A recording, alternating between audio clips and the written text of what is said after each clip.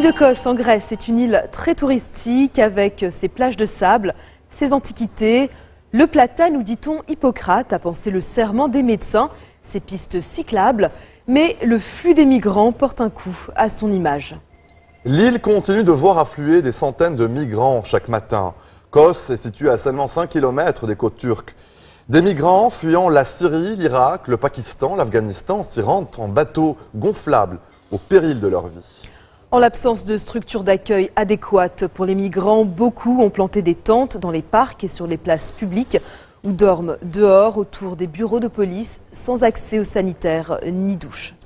Les autorités de Kos ont affirmé très clairement qu'elles n'ont aucune intention d'améliorer la situation pour ces personnes car elles estiment que cela constituerait un facteur d'attraction.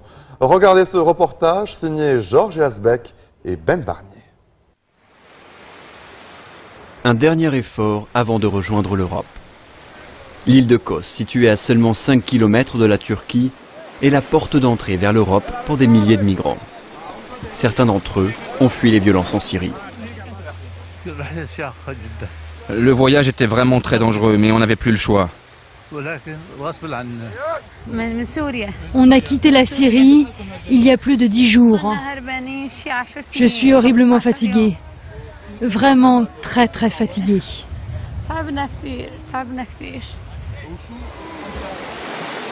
Rafid n'a que 13 ans. Il débarque sur l'île plein d'espoir. Je rêve d'aller en Allemagne, étudier, trouver un travail, vivre enfin. Je suis venu ici avec mon fils. Il est ce que j'ai de plus précieux. Pour voyager plus léger, les migrants abandonnent tout ce qu'ils peuvent sur la plage. Bateaux gonflables, gilets de sauvetage et vêtements mouillés. On gérera les problèmes les uns après les autres. Je ne sais pas ce que je vais devenir. Je ne sais pas comment la Grèce accueille les migrants. Mais l'important, c'est que je sois enfin arrivé. L'euphorie de l'arrivée sera de courte durée. Cette île de 30 000 habitants n'est pas équipée pour accueillir des milliers de migrants. Certains ont les moyens de se payer une chambre d'hôtel. D'autres logent à même la plage, sous une chaleur accablante. D'autres encore sont installés dans cet hôtel désaffecté, le Captain Elias. Ils ont transformé la réception en dortoir, parmi eux des Africains et des Pakistanais. Je suis ici depuis 3 mois. Et je n'ai pas assez de vêtements, pas de nourriture, je suis épuisé.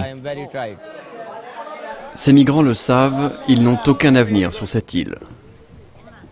Tous les jours, ils se massent devant la grille du poste de police. Ils réclament le sésame qui leur permettra de rejoindre Athènes, puis le reste de l'Europe. On n'a pas besoin de rester ici. Il faut qu'on parte. Laissez-nous partir. Devant le poste de police, nous retrouvons Rafid et son père. Personne ne nous a accueillis. Nous n'avons aucune information. Nous sommes ici depuis ce matin et pour l'instant, nous sommes dans la rue. Les autorités locales sont débordées. L'attente peut durer plusieurs jours, voire plusieurs semaines. Certains migrants se plaignent des différences de traitement selon les nationalités. Pourquoi est-ce que les Syriens qui arrivent le matin viennent ici et obtiennent le document le même jour?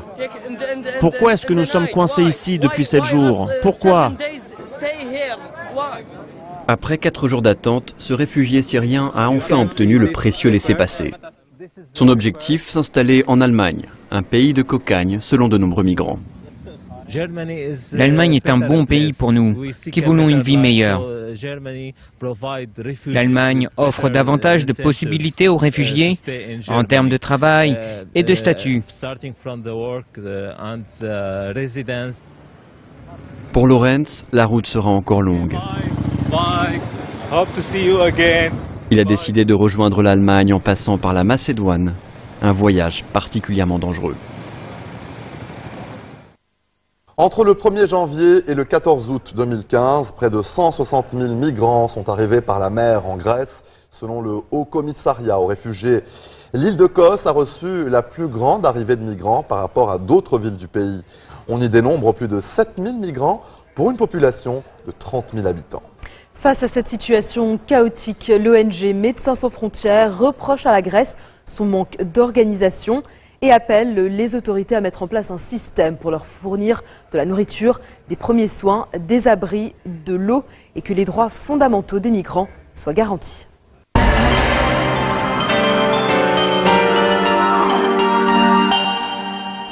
Direction les confins de la Normandie et de la Bretagne. C'est ici que se trouve un des îlots rocheux les plus connus et consacrés depuis le Haut Moyen-Âge à l'archange Saint-Michel. Nous vous emmenons à sa découverte. Au moment des grandes marées, le Mont Saint-Michel redevient une île dont l'abbaye culmine à plus de 170 mètres au-dessus du rivage. Un spectacle qui attire depuis des siècles pèlerins et voyageurs. Chaque année, ce sont plus de 2,5 millions de visiteurs qui viennent admirer le mont et sa baie, tous deux classés patrimoine mondial de l'UNESCO depuis 1979.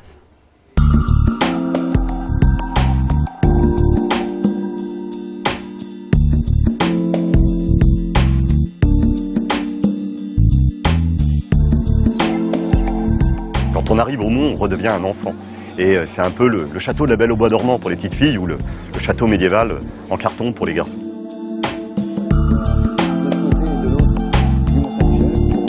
Il y a le Mont Saint-Michel, mais on parle d'un écrin quand on parle de la baie tout autour, puisqu'il y a toutes ces merveilles autour que vous n'allez pas trouver dans les bouquins. Moi, c'est plus ça qui me charme aujourd'hui.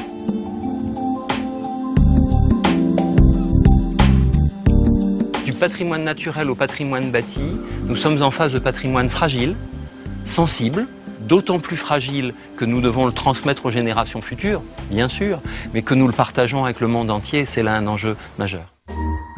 Un bloc de granit perdu au milieu de l'eau, surplombé d'une abbaye consacrée à l'archange Michel. Depuis le 8e siècle, le Mont Saint-Michel est un haut lieu de la foi chrétienne. Mais sa baie, merveille géographique, reste méconnue. Sébastien, guide naturaliste et enfant du pays, en a fait son terrain de jeu. Il y a le béaba de la baie que vous allez trouver dans tous les documents. Et puis il y a aussi toutes ces autres informations qui font plus partie pour moi de la culture populaire, à discuter avec des anciens qui vont vous raconter des choses qui ne sont écrites nulle part. À la manière des pèlerins du Moyen-Âge, s'engager sur les grèves, c'est prendre de la distance sur le monde. C'est aussi s'initier à la tixotropie. Comprenez, la science des sables mouvants. On ne peut pas mourir dans un sable mouvant complètement enlisé, d'accord, dans la baie du Mont-Saint-Michel. Par contre, sachant que si je m'enlise jusque-là, si la mer monte, ça va être plus compliqué, d'accord? Donc, c'est comme un yaourt, et je vais mélanger le yaourt, d'accord? C'est comme un yaourt que vous sortez du frigidaire. Donc là, plus je bouge et plus je descends. Ah non, non, non, non. Je sors le pied, et voilà, je suis sauvé. Et la balade peut continuer. Au programme, nature, découverte de la baie pour une visite en dehors des sentiers battus. Il faut que ce soit une sortie vivante. Il y a une âme dans le lieu, donc il faut pouvoir la côtoyer au plus près, je pense. Ressentir un sable mouvant sous ses pieds, frôler un petit peu le danger. Je pense que s'il y a une chose qu'il faut retenir ce soir, c'est notamment cette expérience dans les sables mouvants.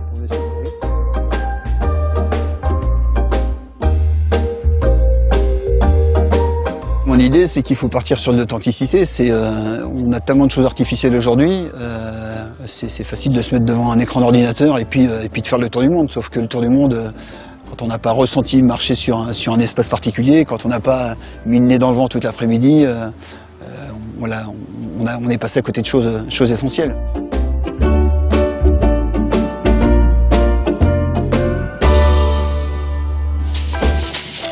Allons maintenant côté Pierre, à la découverte de l'incontournable Mont Saint-Michel. Une cité médiévale que fréquentent chaque année plus de 3,5 millions de touristes. Xavier est l'administrateur de ce patrimoine qu'il faut constamment entretenir et restaurer. L'abbaye du Mont Saint-Michel est l'objet de beaucoup d'attention en matière de restauration parce que nous sommes en milieu marin.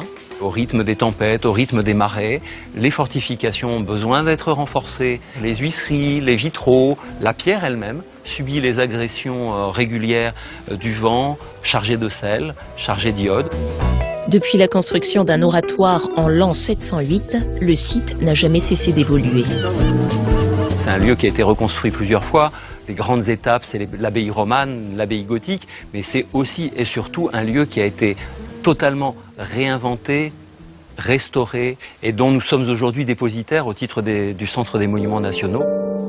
Dans ces lieux, un simple jeu de clés suffit parfois à remonter le temps. La magie, elle opère essentiellement grâce à ces clés. C'est vrai que dès qu'on peut ouvrir une porte, un passage, on est tout de suite plongé dans une autre atmosphère. Depuis 25 ans, François, le guide historien, est fasciné par le Mont Saint-Michel.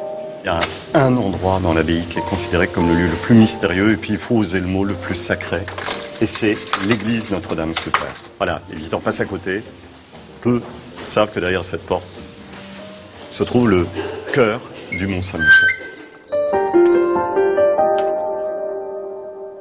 C'est l'œuvre des premiers moines qui ont été installés par le pouvoir normand en 966. Et cette église du Xe siècle, la légende affirme qu'elle occuperait l'emplacement de la toute première église. L'église construite par saint Aubert à la demande de l'archange Saint-Michel entre 708 et 709. Des siècles plus tard, la légende attire toujours les visiteurs. Ce qui est important par-dessus tout, c'est de faire rêver les gens. Et c'est un endroit qui est fait pour ça. Et depuis toujours. Quand les visiteurs, quand les pèlerins du Moyen-Âge arrivaient dans la grève, comme vous l'avez fait avec Sébastien, ils avaient l'impression d'avoir devant eux la Jérusalem céleste, c'est-à-dire la promesse du paradis. Et donc je suis là pour inviter mes visiteurs à rêver. François, lui, rêve parfois depuis l'imprenable point de vue du sommet de l'abbaye. Tout est contraste. Entre la foule, le silence, entre voilà, le sable mouvant et la dureté de ce rocher, il y a une complémentarité entre les dieux. Dans cette baie ouverte sur le monde, le Mont Saint-Michel s'offre aux pèlerins comme aux touristes. Au Moyen-Âge, il y avait les moines qui vivaient dans l'abbaye et priaient. Il y avait les serviteurs qui accueillaient les pèlerins.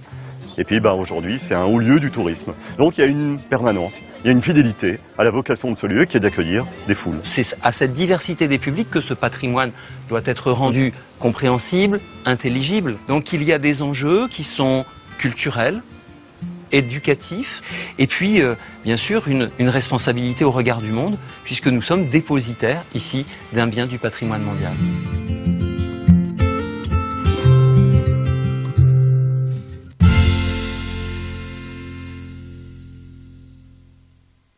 Code 24, c'est déjà fini pour cette semaine. Nous vous donnons rendez-vous la semaine prochaine pour une nouvelle fenêtre sur l'actualité internationale. Vous pouvez dès à présent revoir cette émission sur notre site internet. N'hésitez pas à nous envoyer vos commentaires à l'adresse qui s'affiche au bas de votre écran. Très bonne suite de programmes sur notre antenne et à bientôt. Bonne soirée.